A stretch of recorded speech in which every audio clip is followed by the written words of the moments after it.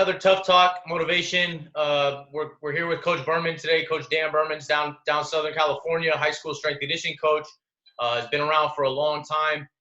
He's done, experience across the board. He's been in the private sector, performance coaching.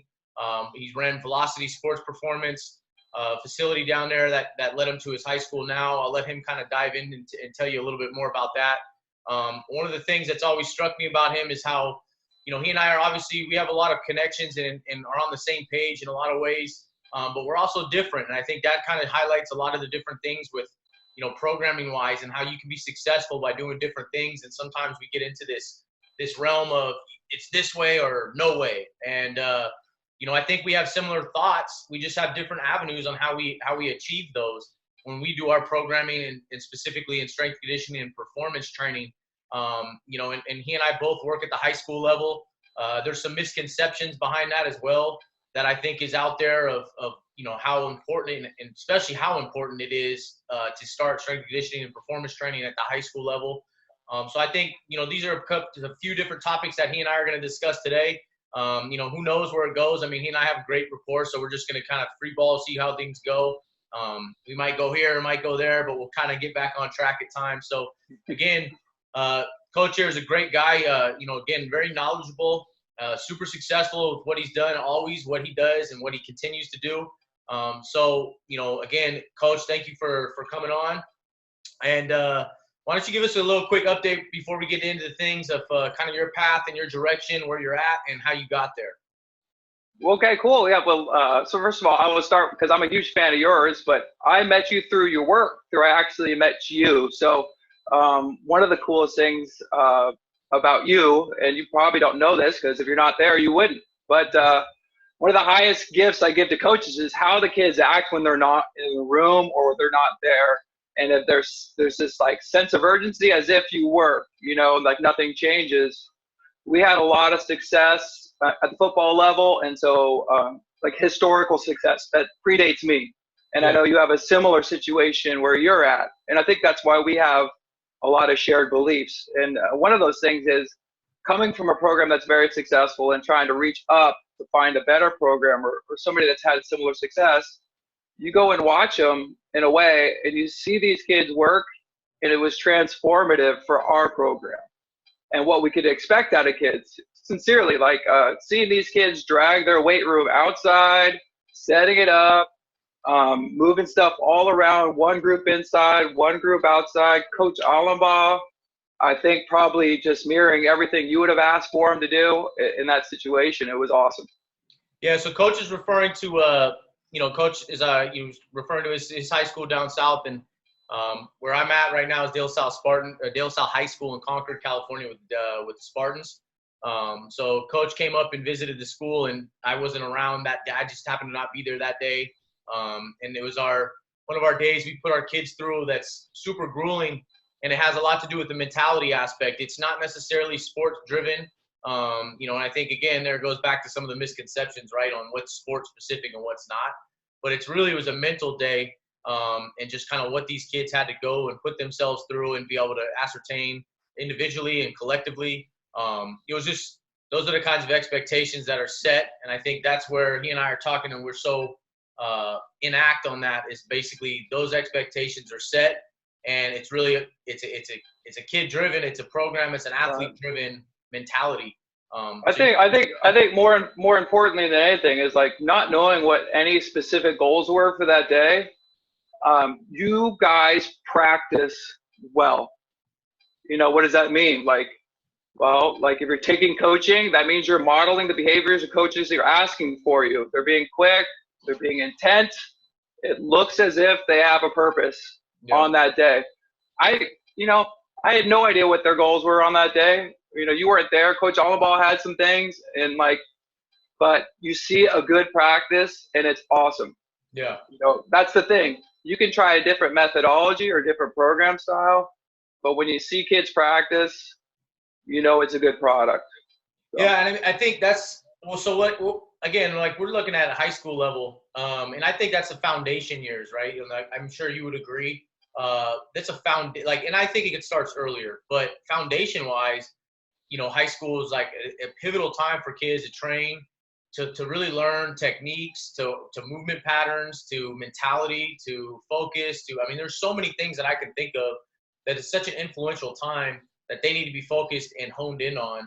And I think, as a high school strength and conditioning coach, I think we are at the pinnacle and the pivotal spot to transform and reinforce not only behavior, but you're talking patterns, ethics, all of these things that we can do. And I think that's what, you and I have talked about numerous times of why high school strength and conditioning coaching is strength and conditioning coach and strength and conditioning coaching at the high school level is so important, because it truly lays the foundation for what they're going to do moving forward, whether they move forward in a professional career, a collegiate career, or they're just moving forward in life. Right.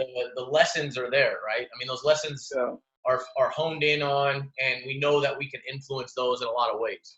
Right. Special position. Yeah, dude, it's fascinating. My background, originally was in music and in film. Like, I went to Long Beach State to be a trumpet player and be a next Steven Spielberg.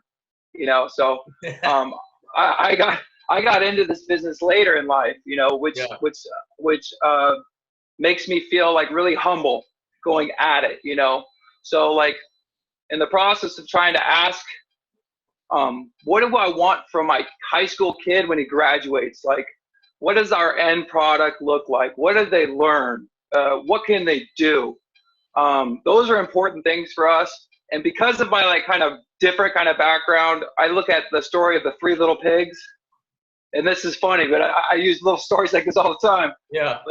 But we have the three little pigs, and I tell all the kids this story usually at the beginning of my PE classes, and we go, hey, we have that first pig, leaves his parents' house, and he sets up a house made out of straw. The monster of chaos comes out, aka the world hits it. Boom, it's not strong enough.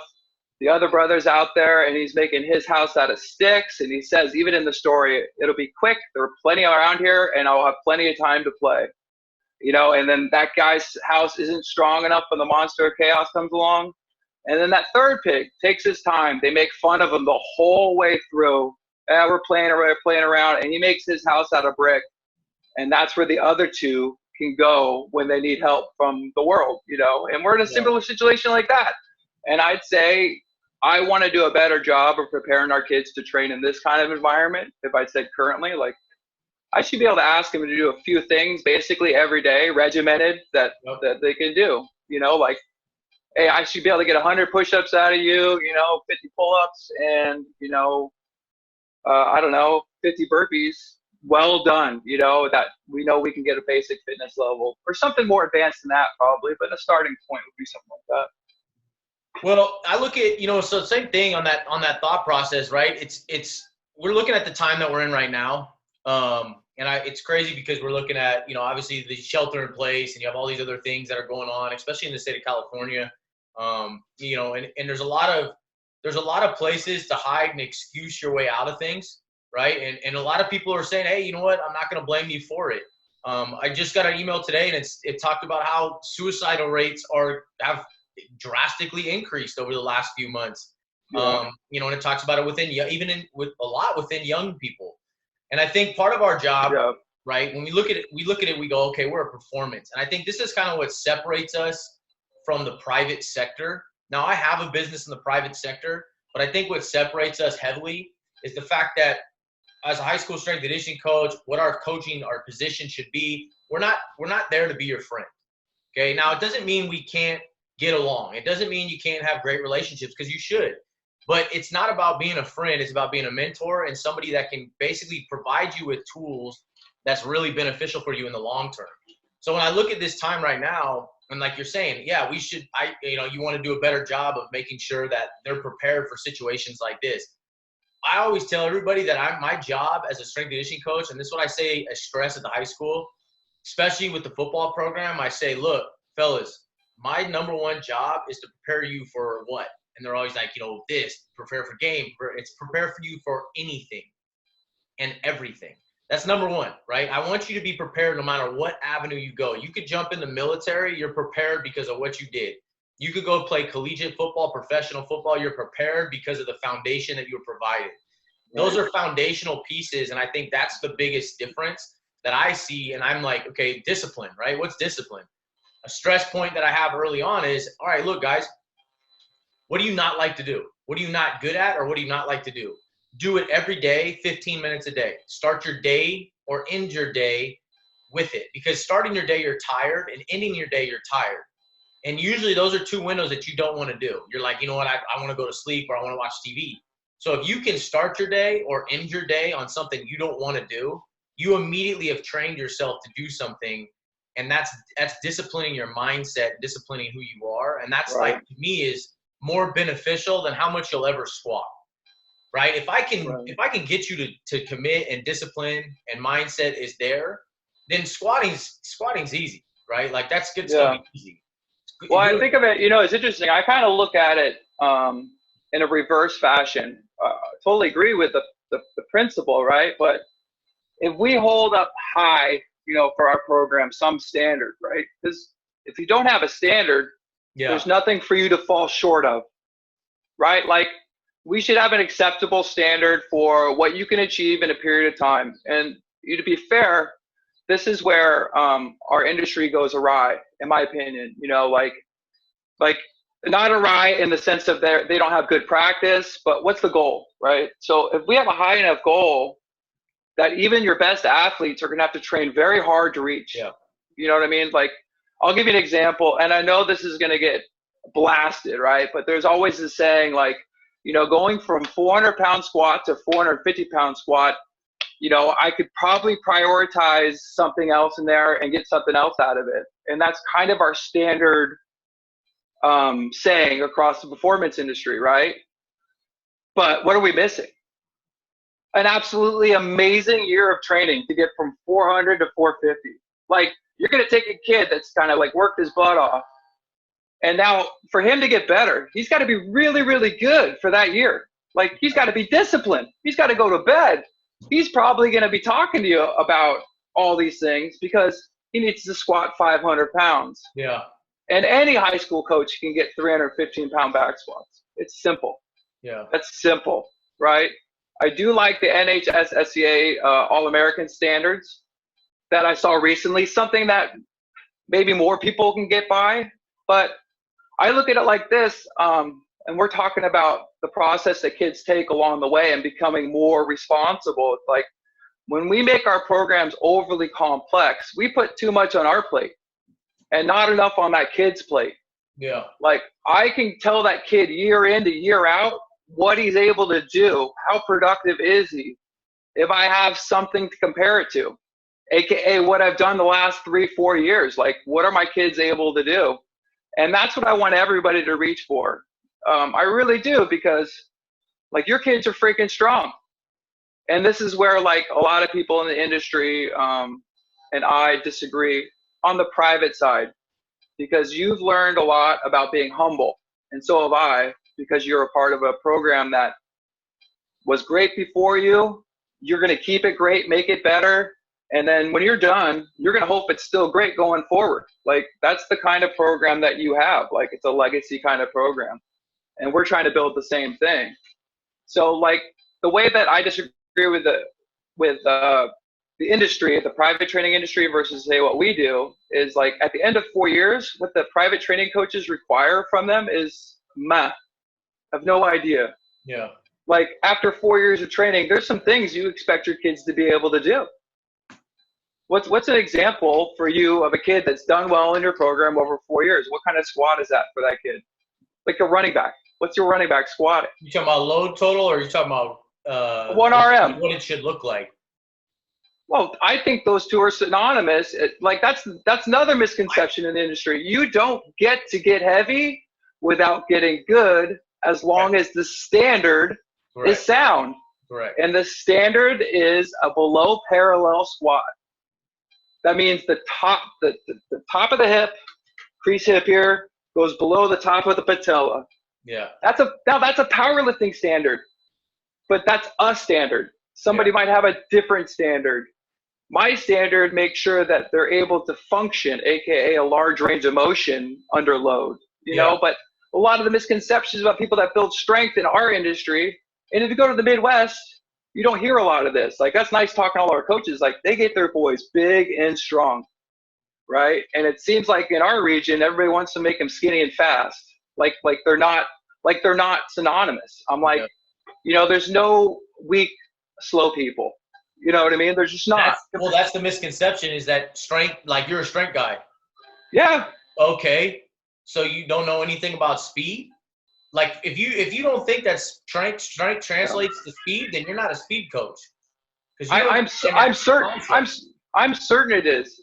I am certain, but I'm even more certain that sport coaches know what they're talking about too. So I'm humble enough to look at their practice and go, dude, those wide receivers getting really good sprints in today. I'm paying attention to everything. Yeah. And I'm like, dude, that kid's running good. I talk to the coaches like you do.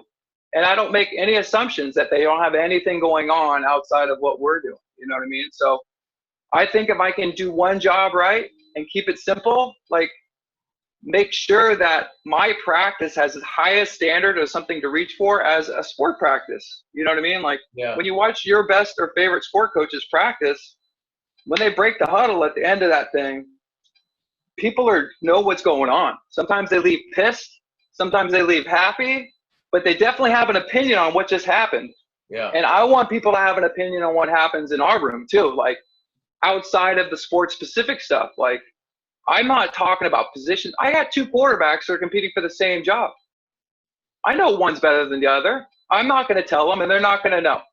You know, I'm in charge of getting both of them as strong as I freaking can and making them resilient, stress adapted, maybe, so that, like, under times of pressure, they practice in the weight room a lot of times being under stress, like physical stress, emotional stress at the same time. Like, my kids get in there, and I'm hopeful that they stress themselves out and teach themselves how to recover from all of it. Like, I don't think my athletes are freaking out right now. Yeah, but by that standard, right? You hold a standard. Everybody, like, not everybody, but I hold a standard. The standard is, you know, I want the best out of every single kid every single time. Now, it doesn't matter what movement it is. It needs to be performed at their very best. It's their best effort every single time. That's just the way it goes. The standard's there, so you're also, and I think, again, when we talk about, you know, I always throw around the slogan, no more softness. And most people probably think, like, you know, a lot of times they equate physical. Yes, the physical side, but when you're training and you're going through this stress, and it's imposed stress, it prepares you mentally as well. And it prepares these kids mentally to handle high stress situations like that. Right. You're talking about, oh, I'm starting. Oh, I may not start. Well, how am I handling that? You look at college now, you're not starting. So what do? You transfer. That's pretty much what happens nowadays. You go to college, so it's like, okay, I'm not going to play. All right, well, I'm out. I'm transferring to another school. Right. So, well, you know, but the problem is that's not our fault. That's just good example. That's examples to the negative, like a Russell Wilson. Yeah. You're not Russell Wilson, man. Like, but that's the thing. Russell Wilson does it, and then, you know, every agent wants to copy what Russell Wilson's agent did, and they're going to share the same thing. So that's so beyond us, you know. And that's the thing that's important. Like, what's that? Serenity. What's the serenity prayer? Because I have to tell myself this now, and I'm a Jew, so please forgive me. But it's like, oh God, give us the serenity to accept what cannot be changed, the courage to change what can be changed, and the wisdom to know one from the other.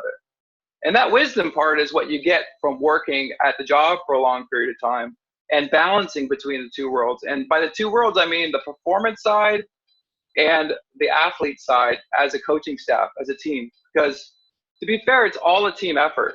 And like, you drive your team. Like, you have a personality that's super necessary within your organization. I believe that because of the quality work, the fruits, the harvest is good, right? You got good product coming out of there. So when you look at, like, exactly like what you're just talking about, though, is you look at the performance side. So you have to marry it at the high school, right? Your strength conditioning, you got to marry it. You got to marry the two. There has to be a marriage. The performance at the high school level, though, it's going to equate between you, what you're doing to prepare those bodies, prepare those minds, and then also what their sport coaches are doing. The thing that I see the difference is when you look at the private sector, what turns me off, and I'm in the private sector, okay? I have a business. I'm in the private sector. But it still turns me off is because the private sector is not about it. It doesn't become about the athlete anymore. It becomes about who have I trained? Let me take a picture of this guy. Let me video this guy. Let me show you this person. Let me show you that person. Let me put their name. Let me tell you when they got a recruit letter. That's not your letter. The coach didn't send you that letter. The coach sent the player that letter. Do not take credit for that athlete's work. Now, I'm not saying that performance coach is not involved in their life, because they are involved in some of the performance aspects. But I always challenge, it's like, what are you doing to change? What are you doing to change and affect their life in a positive manner when you look at it as an athlete, right? As an athlete, not necessarily saying I'm a performance, it's going to be performance, rather than full development of the athlete as a whole. Right. And I think that's the difference between the private side and the high school when you're a high school strength and conditioning coach.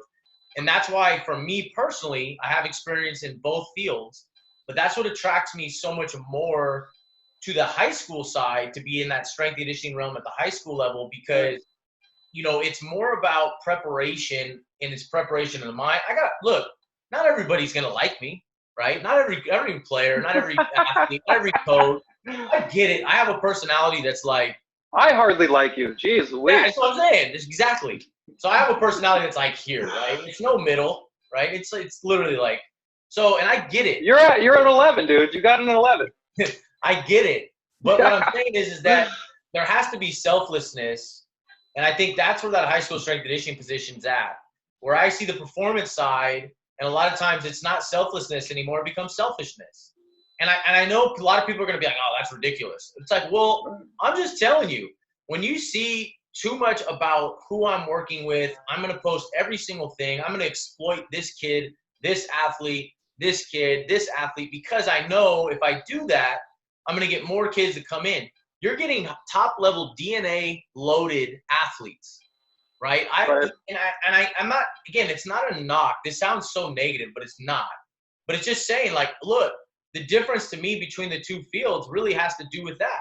You go in the high school realm, it should be all about the athlete. The athlete's development, the athlete's doing the work, they're putting everything in. Right. But in the private side, sometimes it gets so selfish that you end up basically, it's about the coach, it's about the performance trainer, not necessarily the athlete. Yeah, that's my biggest turnoff between the two. Well, you know, that's probably true of regardless if you're in the public sphere or in the private sphere. I think that's a human thing, right? Like, because I look at it as a positive attribute that I found for me is being humble.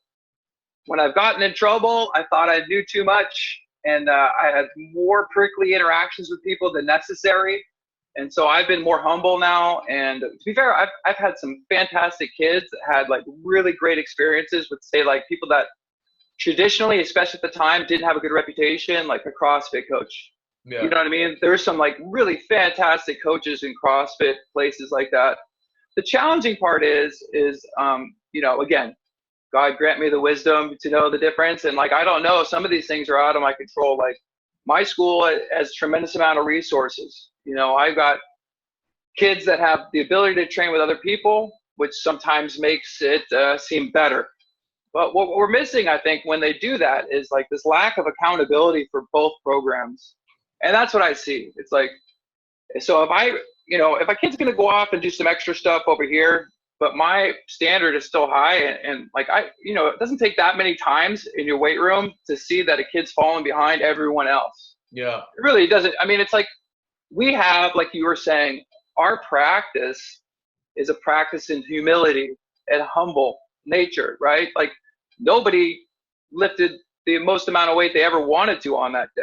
You make yourself weak in the weight room with the hopes, a belief that you'll become stronger, you know? Yeah. And we have to teach the kids that, you know, and I have a very simple approach, you know, and this is the thing. I believe that we should remove any barriers to the education that we can. You know, what's Mark Twain's saying, don't let school get in the way of education. So yeah, like what you've done, and I think I've done well, is pay attention to practitioners like the coaches and how they get attention to the kids, how they build relationships with kids, and how they design a practice so they can communicate with the kids. And that's what we want to do. So like, hey, listen, I'm going to ask you to do a single out of 8 effort today. That's my goal. Like, so on a back squat, it's 92% of a max. It's not a big deal. I just want to see what that looks like. That's totally reasonable. It's a 3-rep max. I can get you to do one, especially if we stay in the idea of training strength, or at least working towards the idea. What's the top of the mountain? Yeah. The top of the mountain is double bodyweight back squat, deadlift, maybe a little bit more, whatever that standard is. I don't know what it is, but for a small school, in my opinion, I feel I teach like you do something to the kids by having them do something hard. That it's literally immovable. You either move it or you don't. There's no getting around it, and it's a simple practice. And you can get better. Everybody can get better at it. Everybody can. Yeah. So, well, I mean, cool. That's a foundational pillar. If you want to circle back all the way to the beginning, one of the things that, we and I, again, we talk about is how pivotal in the foundation high school strength conditioning is, or how the high school coaching is, and what you can do. So I think that's where, to me, it's so serious, such a serious thing. I see organizations like the NHSSCA, which you and I are both a part of, and I think that's a group that is highlighting the importance of, and how pivotal specifically strength conditioning coaches at the high school level are. And I think the topics that, I always like to cover is like how can we continue to increase, I guess, the standard to be a coach at the high school level as far as strength conditioning goes. It's not, we've seen it evolve, especially out here on the West Coast. You've seen it go from basically a sport coach does everything, right? And it's evolved to where you have his actual coaches come in, but that's still relatively new in time and timing, right? We're 20 years into that. At high school level, we're probably less. Some schools still don't even have strength conditioning coaches. West Coast particularly. What? West Coast particularly. West Coast, yeah. And if you look like that, and that's where I think the West Coast for us, like when you talk about the conflict sometimes between the private and the high school side, private versus school, right? You have these conflicts. A lot of them can be worked out with communication. I know if I have a kid come from another high school, a lot of times we'll ask like, hey, what do you have a strength conditioning coach? Or what are you doing program-wise? Right. Because sometimes I've seen the most detrimental things for athletes is they do something twice. They went in, you had a high intensity phase of hitting your back squat. Maybe you hit that one rep at 92.5%, but then they went down the street and they tried to 1 rep max that day. Yeah, I think, that's the perfect example of being humble and just not assuming that you are the siren, the end all be all to that kid's program. There's things outside of what you are going to do with him to make him better. And that's what I call being an adult. Like, I don't trust all sports coaches just to be grown-ups, but I expect us as a strength conditioning community, or especially because we can count. Yeah. We can count. Like, kids messed up or can't gain any weight, or we can help them. We have a lot of tools that can help kids out that we're accountable for. Sport coaches don't have those. The kids are good or not. Like, you can't tell your best wide receiver. I don't know if he's coachable or not. Like, but there's got to be somebody there that on the field can help him out. I'm for sure certain there's somebody in the weight room that can help him out. 100% certain that, but on the sport field, that super stud, maybe he's taking in those lessons or not. I don't know. Well, it's a challenge either way, man. You got to find, like, that goes back to, like, as a coach, it's how do you get through? How do you get through to that kid? And it's almost psychology. And I think that's the other side of the strength conditioning field that is a whole other topic of conversation that I think we could talk about, but maybe at a future date. But I think that's, again, it goes back to that. Like, it's a psychological aspect where, like, they don't tell you that. You think, oh, you're going to come in and be a performance coach. Great. I got to worry about programming. I got to worry about this. I got to worry about that. So I'm a strength conditioning coach. But they don't tell you the mentality side. They don't tell you that psychological side, because you really do. You could yell at one kid and they flourish. You could yell at another kid and they go back into a hermit crab. Right. And early on for me, it takes time. It takes years to kind of determine that. You have things you did where you yelled too much. You have things where you didn't yell enough. You have things where you shouldn't have yelled at all. You have things where you should have yelled more. You have things where oh, I should have adjusted and done that. And that's not a programming side. The programming side, yeah, you know, I've adapted my programming as I've gone. You're listening. You know, it's fascinating because like I used to look at criticism of my program, and I still probably do, because people make assumptions of the program because it's fairly simple. And that's frustrating to me because it's like you don't get credit for not doing the wrong stuff. Yeah. But they assume something bad's happening, which is a frustrating thing. But that's a compliment, man. That's a compliment. People who like I used to, like, again, same concept. I get criticized all the time. People are, I hear from, I literally get told by people, it's like, oh yeah, this guy was saying that you don't know what you're doing. This guy was saying that you don't know what you're doing. This guy you don't know. Well, and I'm like, wait, who's that again? Like, I don't mean it like that, but it's like, okay, so if people are trying to really bring you down, then you got to be doing something right. Oh, well, success always breeds something like that, you know, and sometimes I often would say I welcome criticism. I really do, because it just makes the program better. You know, there's some things I always take in new information and stuff, but the goal for my kids at the end of 4 years doesn't really change. The methods, you know, we adjust them. But you know what they say, principles are few, methods are many. But like, I want my kids to be robust and be independent. Like I always tell my kids, like, you're going to learn stuff from me for 2 years, and then for 2 years we're working on it together, because I'm not teaching you anything new, X's and O's wise. Like, there's no new plays. There's like, and that's the frustrating thing. Like for me, when I was a younger coach, I would change up my programs all the time, and I wanted to see how they're doing. And I get so mad that they didn't understand what I wanted them to do. And then the fact of the matter is, I didn't really know what I wanted to get out of that practice either. So comparing those practices now, like we get in the weight room, God willing, sometime in the summer, right, with our kids, whatever work they do, it matters today. And then it matters compared to the past athletes that were there. And it will matter to the future versions of themselves down the road. Like, whatever we do today is going to matter in that circular manner. And that's the psychology behind simple programs. And I don't know, like we could argue all different stuff. Things get complicated when they need to get complicated, you know? Well, I tell you what, man, I will tell you that my evolution as a strength coach has programming specific wise has basically become a simplified model.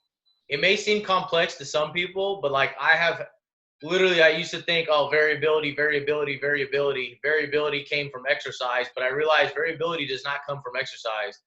It does not have to come from exercise. Let me put it that way. It can, but it doesn't have to. You know, doesn't it come from sport practice? What? Doesn't it come from sport practice? Absolutely. Right? I mean, shit, like you played soccer, right? Yeah, well, soccer, football. I mean, like, this is the fascinating thing, because I came from a movement background program. Yeah. Like, I see the stuff that you're doing now, and I think I was doing that like 15 years ago. Like, we were good at teaching change of direction, multi-directional stuff, and then this guy came around and taught us that it's actually just practice. Robert Dos Remedios becomes a huge success within our community. Like, we just do chaos training. Oh, you mean like sport practice and tag? And I was like, yes. Roll around on the ground, wrestle somebody, do something that crosses over, and not a specific way. You know, there's not a good athlete at your school that wouldn't be awesome on the soccer team after a couple of months. You know what I mean? They'd be good, and it would teach them something. But there's a hubris, there's a lack of humility in our industry, and it's not that some people can't do this well, and it's better than nothing. But like the idea of a movement kind of practice that is better than a sport, I don't believe that's true. So like if you have a football player going into the winter season, I'd like him to continue to lift weights and play soccer. Like I think, or basketball. Like I think you would learn a ton like doing those things. I mean, all my good kids outside of the sport practice do that anyway. They're playing pickup basketball with their buddies. They're playing spike ball. I mean, that's the kind of school we got, spike ball kids. So that's what we got, dude. Hey, bro, it's good. It's a fun game. Spike ball is hard. I'll tell you that right now. Dude, I remember, one guy that I used to really like, and I think I like him now again as I get older, but Todd Durkin had this fun game he would play off a rebounder. He would have an angled rebounder. Like how you said it, I'd like him again as I'm getting older. I do. I don't know why. He's older too. Maybe that's it. You liked him, stopped liking him, and now you like him again? I like him in the private training world. Like, I think I don't know. It's interesting. Like, I thought I used to really like him. I'm like, oh, dude, this training is the best. And then, like, he never changed his method. And I was like, oh, I'm over that. I don't train that population. I don't train moms, so. And I don't have Drew Brees. So, like, so I'm kind of lost. I'm not going to do Todd Durkin. I don't have Drew Brees and moms. Drew Brees again? Who's Drew Brees? Jesus, the GOAT, man. Maybe the GOAT. I'm messing with you. Yeah, I don't know. He's not my guy. You got Jared Goff. He's up from your area. Yeah. That's my boy. Why? What? Just cause? I don't know. I just like him. I've got an affection for the Marin Catholic coaching staff. All right. I think they run a good program. Have you ever talked to those guys? Not recently, no. Oh, I gotta hook you up with those guys. I think they're A+ people and a good program, good kids. Well, I appreciate you coming on, man. I know you and I could probably talk for 4 hours. It would go like this. People would be like, what did they talk about again? I got like 10 more minutes till the movie I put on for my kids is over. That's what I got. You gotta do what you gotta do right now. Right. I appreciate you coming coming on again, and always we'll have to do this again because again, it's always a blast when you and I get to conversate about relevant topics. Well, it is a privilege, honestly, because I'm a fan of yours in the industry. Again, like, your work precedes yourself to me. That's the way I see it. So I think it's great. Every time I get to see you coach at the NHSSCA things, you're always going to have to do a hands-on. That's the simple. Yeah. Well, I like always. Hands-on, or I'll pick hands-on way over a PowerPoint. Yeah.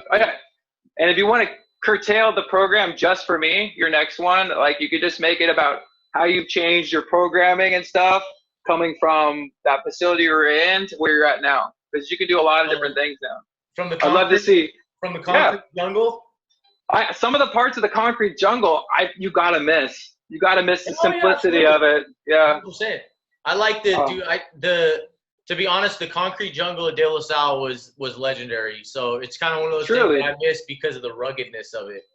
Dude, and the quality work, man. Like, I walk into all kinds of gyms. I saw Shannon Turley's group that same weekend up in Stanford. And dude, they weren't lifting as much weights as your guys. Yeah. Like, those guys are running around and like doing some stretches, and then they do 1 rep of a clean.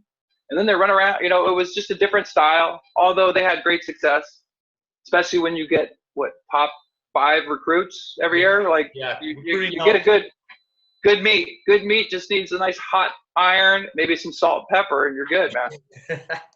That's it. All right, bro. Well, I appreciate you again, and this is another Tuff Talks episode. So we'll be back with some few more, hopefully with some more guests as lively as Coach Berman here.